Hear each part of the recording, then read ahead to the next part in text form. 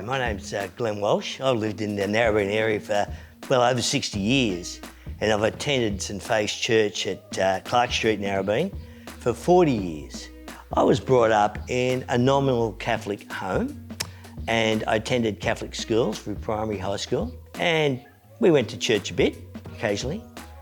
And because of that background, I did really believe in God and Jesus, but in a very, very shallow sort of way. I had no real firm ideas about them. They really were only in the background of my life. In the early 1960s, I started surfing, which is a great love of my life. I'm still trying to do, badly. And I became very involved with the local North Narrabeen Board Riders Club. Another great interest for me was also from high school, Teachers College and University, I was really interested in history, both ancient and modern. I just love studying the ancient sources, particularly like Roman and Greek writers. In 1974, December, I married my wife, Sandy.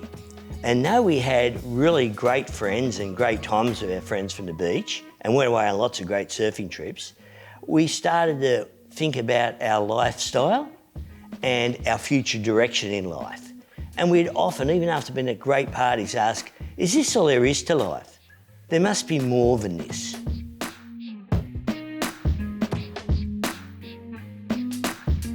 Then my wife started to go to a Bible study, and she really changed for the better in a positive way. It intrigued me, but she never, ever really Bible bashed me. So I got very curious. And I decided to give up my Thursday nights at the Antler Hotel, now the Sands, with my mates, to go along and check out this Bible study thing. So I went along to Bible study, and I'll never forget it, Matthew's story of Jesus, the Gospel of Matthew. And after a few weeks, a real light went off in my head.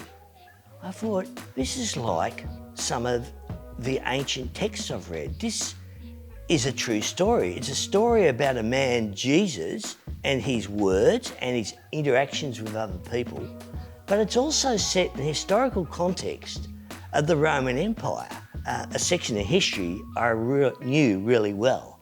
And I thought, this sounds like Livy or Plutarch or Tacitus. This is not a made-up story. This is real. This idea of historical correctness led me to a real crisis in my life. If Jesus was telling the truth, it was time for me to make a decision. I just couldn't keep going my own way. I decided that if he is who he says he is, the King, the Lord, then I've got to give up running my life and hand it over to him. I made this decision. My wife had already done this. And so now we're both in the same boat. We've both become believers and followers of Jesus.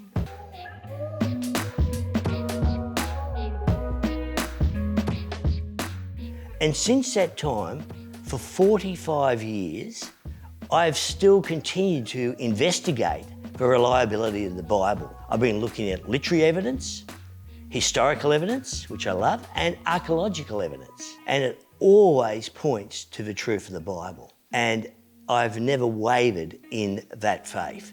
And there's a really great story I've loved always in my Christian life. It's about a Scottish archaeologist called Sir William Ramsay, who was really interested in a New Testament book of the Bible called Acts.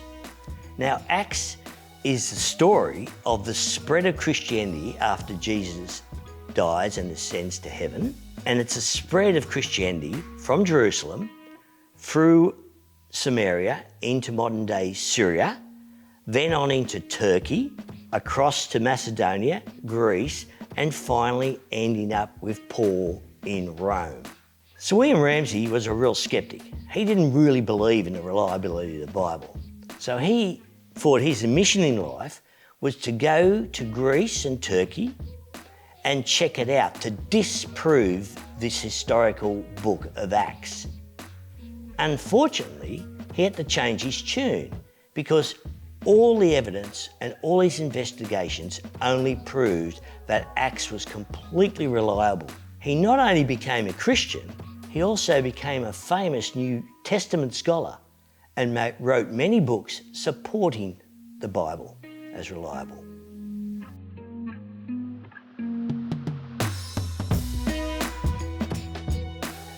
I was sold on the reliability of the Bible very early in my conversion. And I'm even more convinced now after studying its reliability for so long. God's word to me has been a sure rock, a great confidence in good times and in some very hard times my wife and I have faced. But knowing its reliability gives me confidence to face the future. I know that Jesus will always be with me, and I will always be with Jesus.